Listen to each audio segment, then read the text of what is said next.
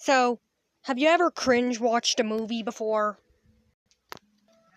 Well, just today I have, but it wasn't with a movie, it was with an episode of a TV show. Not just any TV show. It was... no, it wasn't the actual collab. It was an episode of the real show. Well, at least my brother was cringe watching it. I was slight cringe watching it. As in, and I was watching it, but I wasn't as cringed as my brother, because it was number 9 on the list of top 10 baby shows that I missed.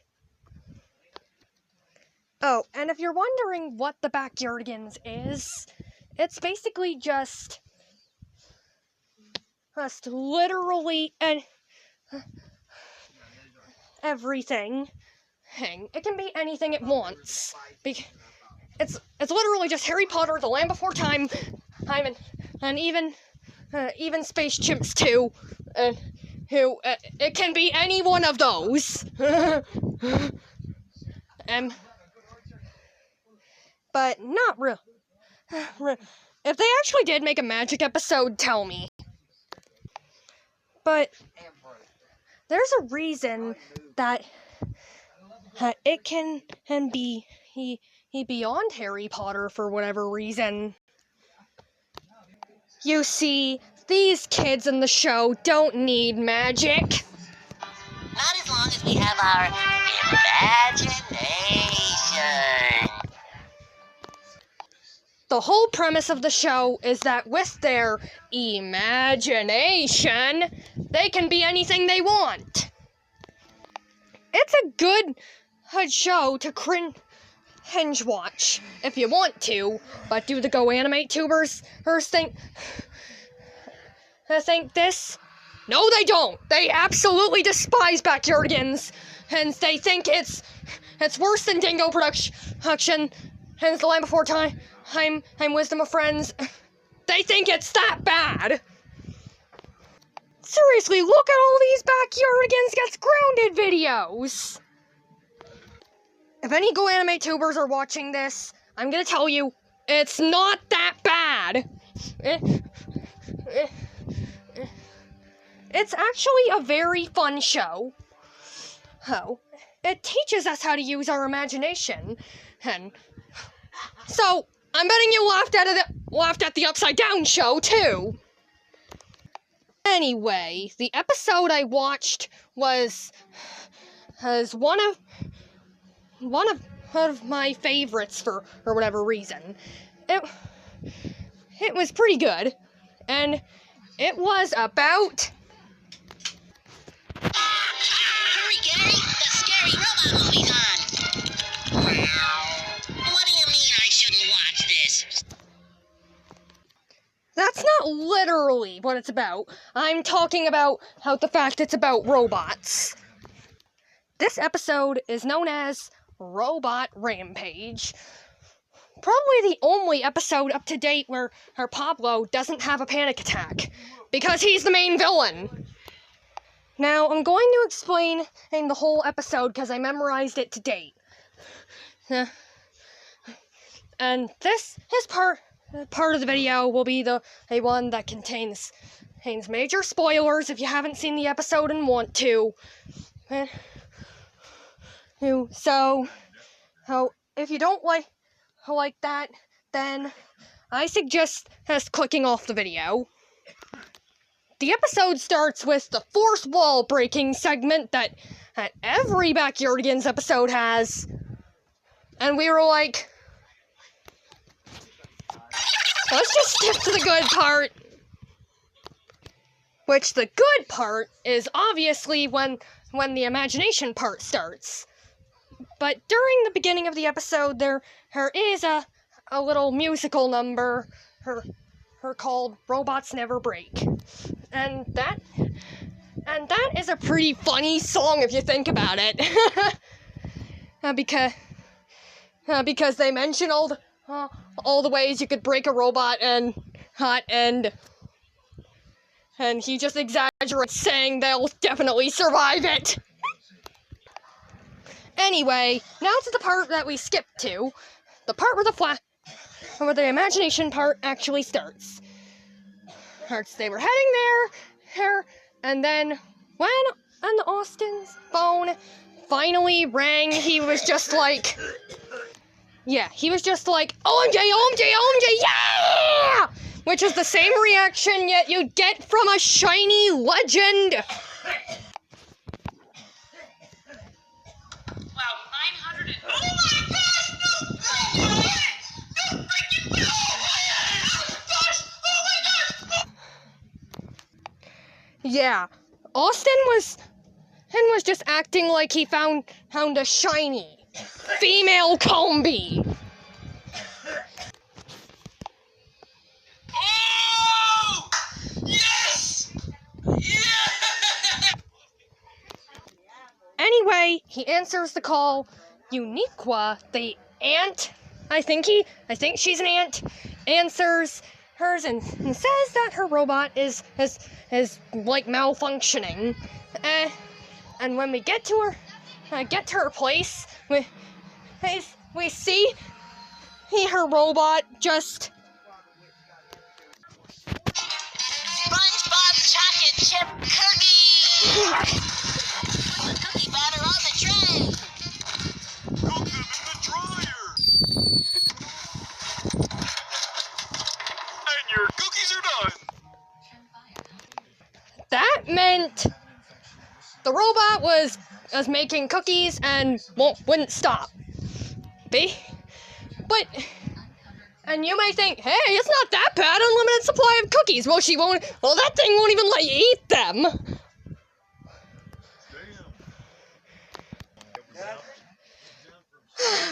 This'll soon be like the almost drowning in gold scene from Harry Potter Deathly Hallows Part 2. After a bit of trying to find out what's wrong with Robot Rita, which is the robot's name, by the way, they end up starting to sing a very catchy song called Robot on a Rampage. And it's a very good song, very well thought out song, because they thought of the lyrics really well. Then, just as they finish singing the song, they catch the robot and turn her off. And apparently, they don't see anything wrong, except for... Screw! They just assume that he went crazy because of the normal thing people say when they go crazy. It had a screw loose. Will they sing about it? Foreshadowing. Anyway, the screw suddenly, he disappears, but they don't notice. And the thing is, the screw flies away.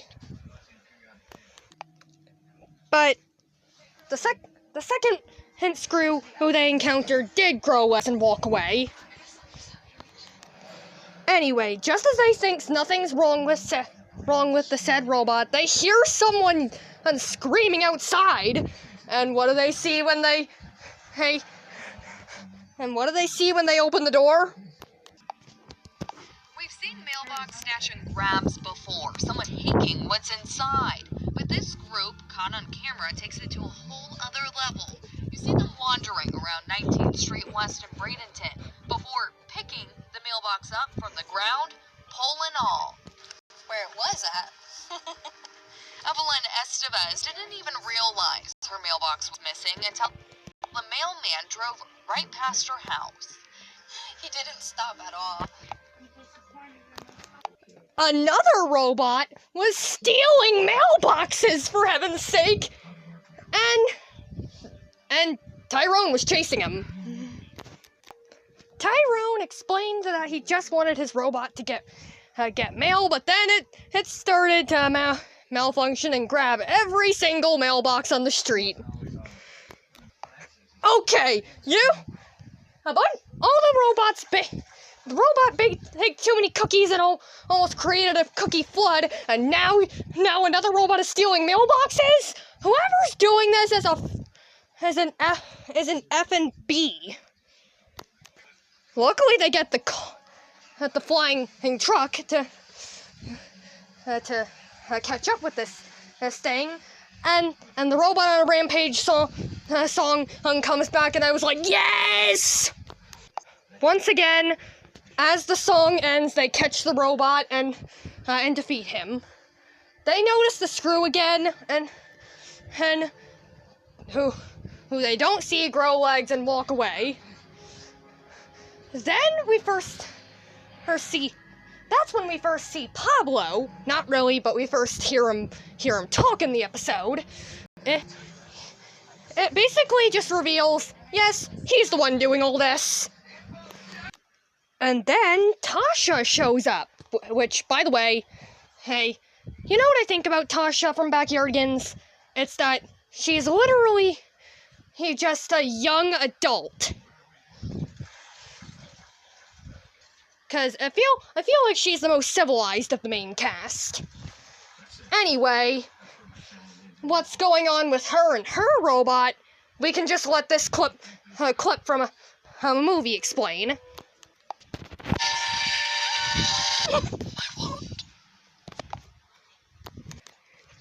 Her robot was going crazy in the driver's seat. And it was just an epic flying car chase scene. This didn't. But this chase scene is a bad one because it doesn't have the super catchy song Return. It just has a few minutes of Austin and friends chasing Tasha and his out of control robot, and without any talking except hearing Tasha scream every once in a while. They then end up catching them with a magnet, and who has those? I guess Austin, did you know this was coming? Did you know you were going to chase another flying car across the whole city? Though their first attempt at trying to help was that Austin almost fell from a high place. Anyway, after they catch the car, her and take it back to the workshop, and they find out it's another screw loose, and this time they actually keep an eye on the screw. Which, you should have been doing that before! And that's when the clip shows up that, yeah, we were right, Pablo is the main bad guy. And right after that, Pablo gets a musical number called I Am Professor Bug. Now, you may be wondering, why is he called Professor Bug? We'll figure that out later! Next time on Dragon Ball Z!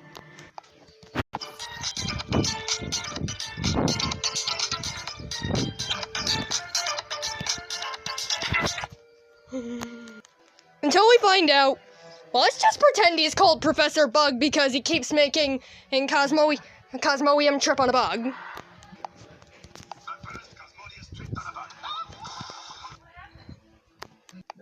After the musical number, Professor Bug sends in a whole crowd of screw loose robots has to capture them. Luckily, they get inside the building hang before anything can go completely nuts. And they're safe there because apparently the robots don't know how to open doors.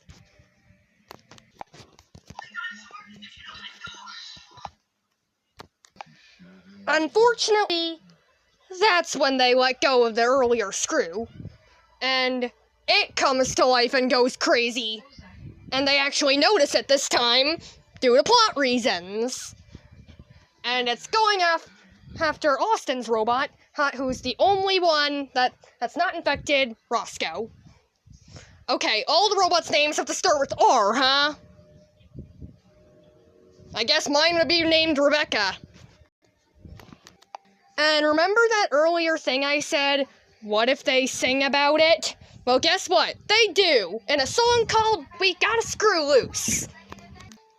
And it's a pretty bad song. The only thing going for it is the fact that the main lyrics are catchy as bleep. And just as the song ends, they resolve the problem about the bug screw with bug spray. Oof. So the reason that the whole reason that the screws act like bugs is the reason that the villain calls himself Professor Bug. But I wanted Cosmodius to trip on a bug. And then they got out of the place and had an epic chase scene against all the robots.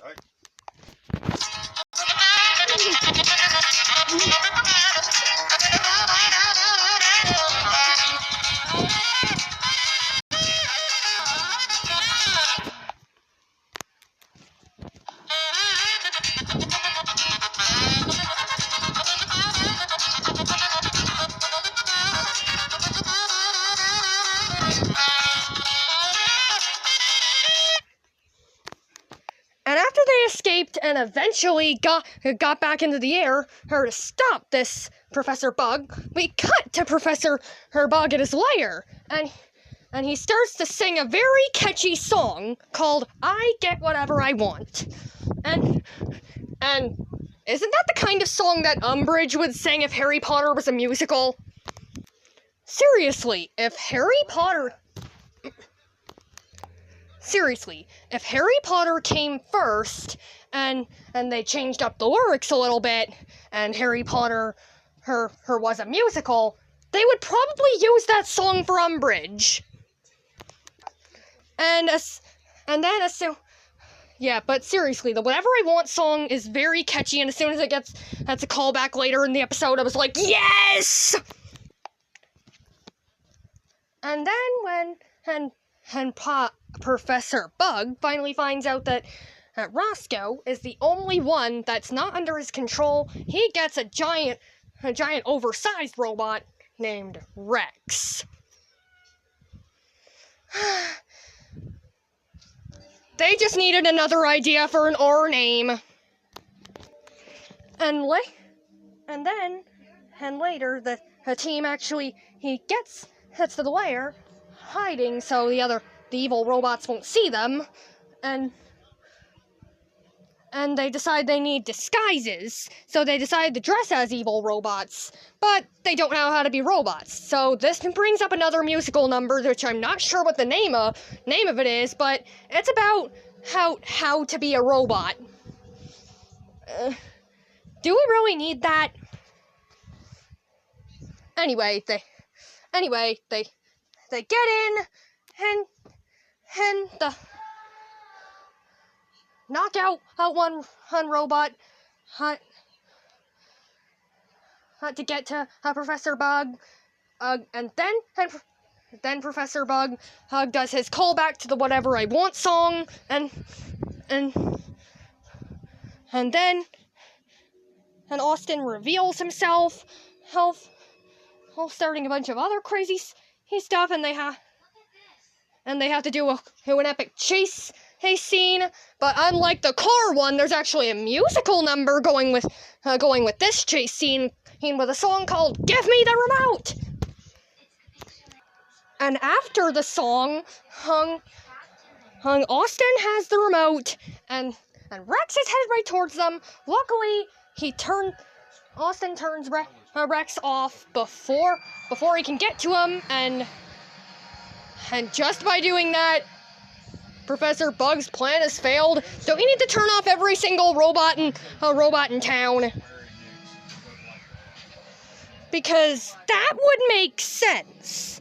Well, except for Roscoe, obviously, but, cartoon logic. After that, Professor Bug reforms because, of course he does, it's kids' show. And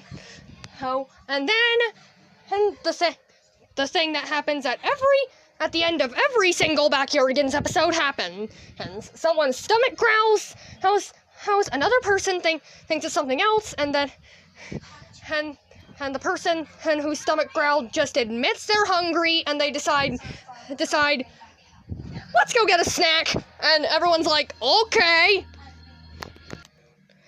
Now, if you don't count the very last song that appears in every single whole Backyardigans episode,